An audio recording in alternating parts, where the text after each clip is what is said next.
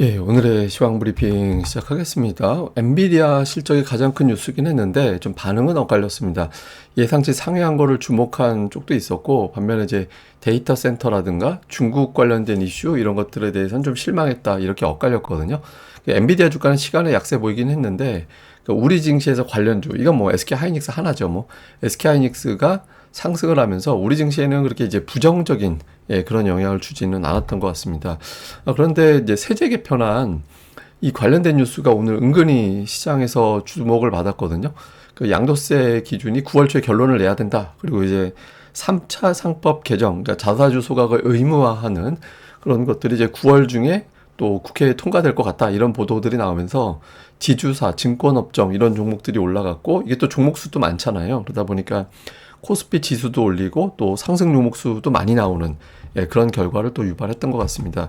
수급에선 외국인들이 이제 중반까지 순매수였다가 이제 막판에 약간 매도로 바뀌긴 했는데 금융업종 매수가 집중됐었고요. 그 다음에 화학 이런 것들 매수했고 전기전자와 운송장비는 이제 매도하는 그런 모습을 보였는데 이제 운송장비는 업종이 두 개거든요. 종목군들이 조선하고 이제 자동차가 운송장비인데 자동차는 사고 조선은 팔고 이렇게 좀 엇갈렸던 것 같습니다. 코스닥 지수는 상대적으로 부진했는데 2차 전지 잠시 후에 또 설명드릴 겁니다만 이제 2차 전지 쪽에 노이즈가 나오면서 좀 밀렸고 또 로봇주도 오늘은 좀 밀렸죠. 그리고 코스피에서 지주사 증권업종 이런 것들이 강세를 보이다 보니까 저는 이제 수급 블랙홀이라고 저는 개인적으로 표현을 하는데 저쪽으로 이거 팔고 저쪽으로 몰려가서 단타 쳐야지 또는 투자해야지 이렇게 만들어지면서 코스닥의 하락 종목 수가 더 많은 그런 현상이 유발이 됐던 걸로 보여집니다. 오늘 뭐 아시아 증시는 뭐 따로 볼 필요는 없는 것 같고요. 코스피 같은 경우는 이제 되게 특이해요. 이틀 동안 박스권에 갇혀 있었거든요. 그러니까 26일 한 10시 때부터 시작해가지고 지수가 좁은 영역 3175, 3185 여기에 갇혀 있었잖아요. 근데 오늘은 또 벗어나긴 했는데 그렇다고 넘을 선은 또 안 넘어요. 예, 보시면 3210포인트가 또 8월 말 이후에 또 고점이거든요. 근데 거기 또 넘어가지는 않습니다. 그러니까 시장은 어떤 자잘한 변화는 있는데 그냥 결국에는 계속 갇혀 있는 그런 형태가 유지가 되고 있는 거죠. 그러니까 뭔가 일은 하는데 진도는 안 나가는 느낌? 그러니까 방 실컷 치워놨는데 여기 쳐다보고 있으면 또 지저분해 보이는 느낌 있잖아요. 그러니까 좀 어정쩡하게 흘러가는 그런 상황이고 코스닥은 오늘 좀 약했는데 지수도 약했고 하락 종목도 더 많았죠. 그렇지만 이제 21선에서 막아놨다라는 점은 좀 의미가 있는데 근데 이런 거 있어요. 오늘 보면 코스피는 지수는 올라가고 지수도 괜찮았고 상승 종목 수도 더 많았거든요. 그러니까 그 코스피하고 코스닥하고 비교를 해보면 코스피는 이제 아래 보는 게 이제 코스피인데 지수도 올라가고 상승 종목 수도 더 많았잖아요. 근데 코스닥은 지수도 빠지고 하락 종목 수도 더 많고. 근데 오늘 뭐 코스닥이라고 해서 특별하게 어떤 악재가 있었던 건 아니잖아요. 근데 이게 이제 코스피가 상대적으로 더 우월했던 거는 제가 앞서 말씀드린 대로 아마 그 수급 블랙홀 현상이 원인이 아니었을까. 그러니까 이게 오늘 지주사 증권주들이 이렇게 또 과하게 올라간 것도 아마 투자자들이 코스닥에 있는 일부 투자자들이 이런저런 노이즈도 있고 하니까 이제 빼고 저쪽으로 넘어가자 이런 어떤 현상이 만들어지면서 시소 게임이 이제 돼버리는 그런 현상이 나타나서 오늘 양시장이 좀 다르게 움직이는 그런 모습이 있었던 것 같습니다. 근데 이제 엔비디아 실적이 이제 주된 이슈였는데 이게 이제 한쪽은 이제 데이터 센터 매출입니다. 그러니까 계속 증가는 돼요. 그러니까 증가는 되는데 속도가 좀 둔해지는 건가? 너무 예상치대로 나온 거 아니야? 그러니까 시장에서는 예상을 해놓고 우리는 이렇게 예상하고 있는데 정말 깜짝 놀래줘봐. 막 이런 거 있잖아요. 그러니까 뭐 마치 제가 가끔 그런 표현들이죠. 그러니까 맛있는 거 사와. 그게 제일 듣기 어렵다고. 아무리 맛있는 거 사와도 맛있는 게 아닌 거거든요. 그거는. 그런 느낌인데 어쨌든 데이터 센터 매출이 너무 예상치대로 나왔다는 게 하나가 있고 또 하나는 이제 매출은 계속 늘어나고 있는데 증가율이 계속 떨어지고 있잖아요. 근데 이게 사실 전년 대비 50%, 60% 나오는 증가율이 어마어마한 거거든요.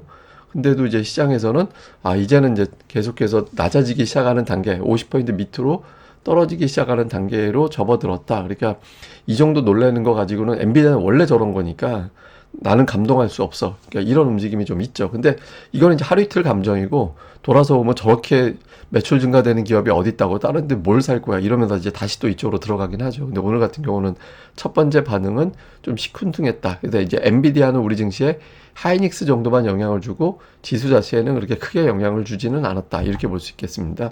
뭐 뉴스는 이제 오늘 이 뉴스가 저는 되게 주목을 받았다라고 생각을 하는데, 하필이면 저 때 또 라디오로 들었어요. 저걸 실시간으로.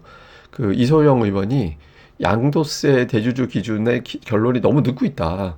50억, 10억이 결론이 늦고 있는데, 이거 9월로 넘어가게 되면, 9월 후반까지 넘어가면 50억 유지한다고 해도 투자자들이 이미 다 지쳐서 떨어져 나갈 때라서 환영 못 받을 거다. 그래서 그러면서 이제 기사상으로는, 또 저도 들었을 때는 9월 초에 결론을 내려야 되고, 아마 그 여론이 원하는 쪽으로 결론이 내어질 거라고 개인적으로는 생각한다. 뭐 그렇게 이제 뭐 언급을 했더라고요. 그래서 이게 이제 보도가 나오면서, 아, 9월 초에 결론이 나나 보다.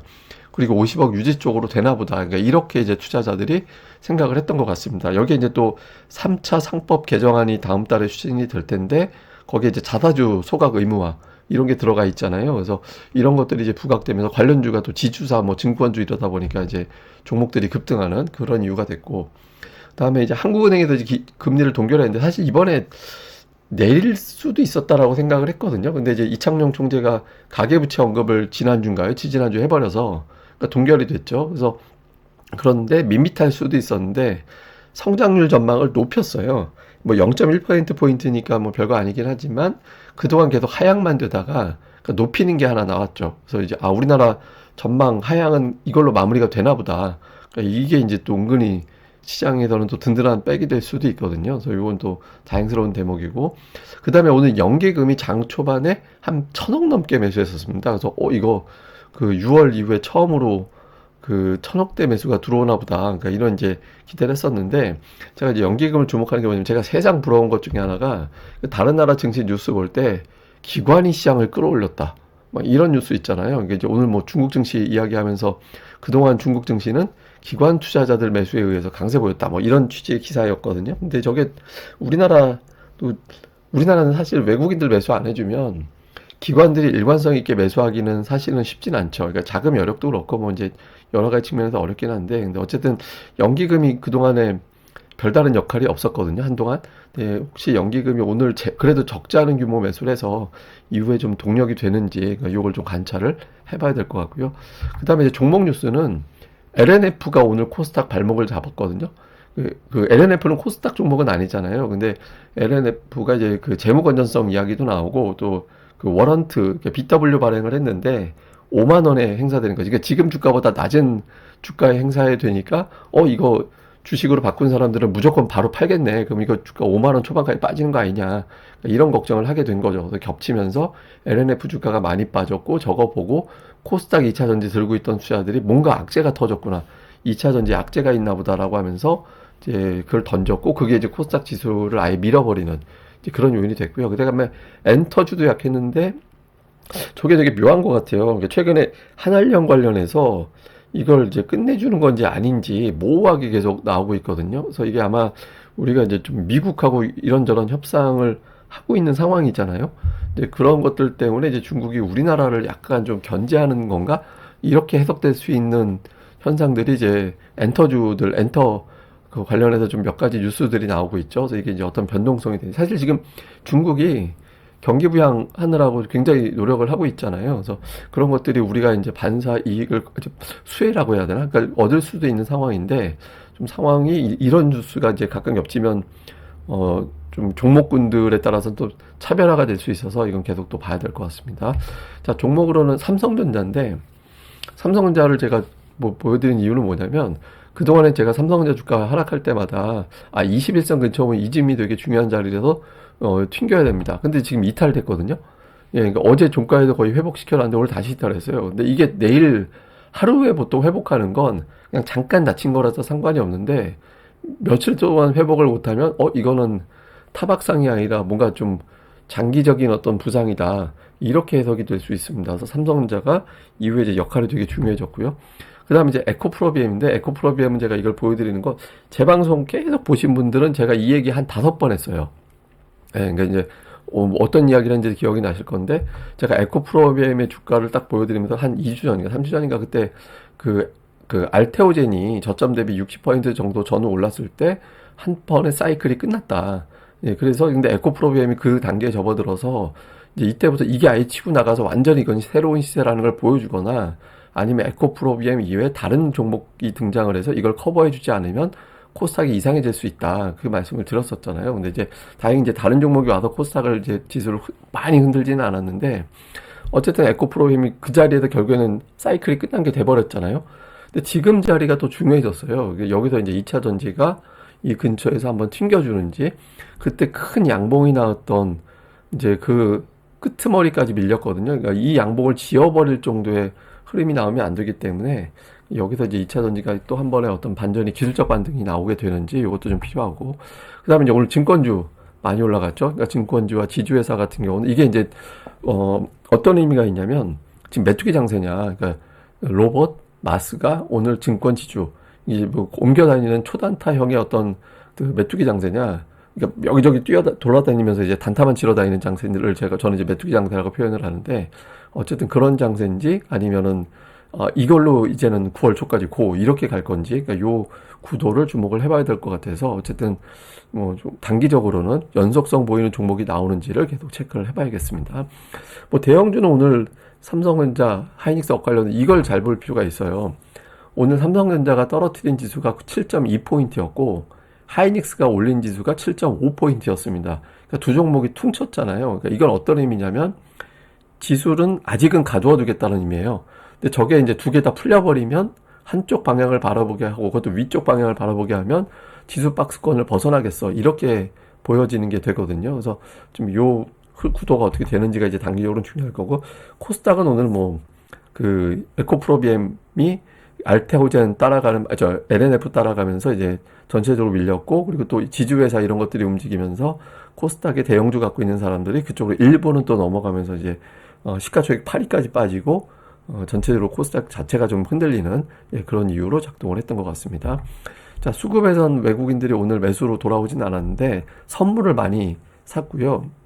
근데 이제 또 옵션은 또 어정쩡하죠. 그래서 그러니까 외국인들은 아직까지 박스권 상단에 대한 강력한 의지까지는 아닌 것 같고, 저는 이제 연기금을 주목합니다. 그래서 연기금이 오늘 제법 활발했는데 업종은 약간 치우침이 있긴 합니다만, 어쨌든 연기금이 오늘 정도 규모라도 꾸준하게 매수해주면, 저게 왜 중요하냐면 연기금은 대형주만 하잖아요.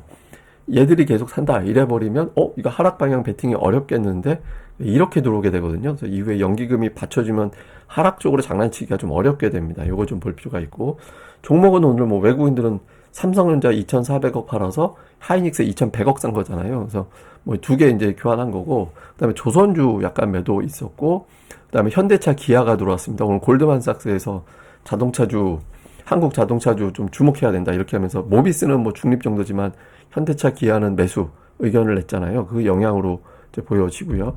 그다음에 이제 기관 투자자들 같은 경우는 하이닉스 매수했지만 그 다음에 이제 조선.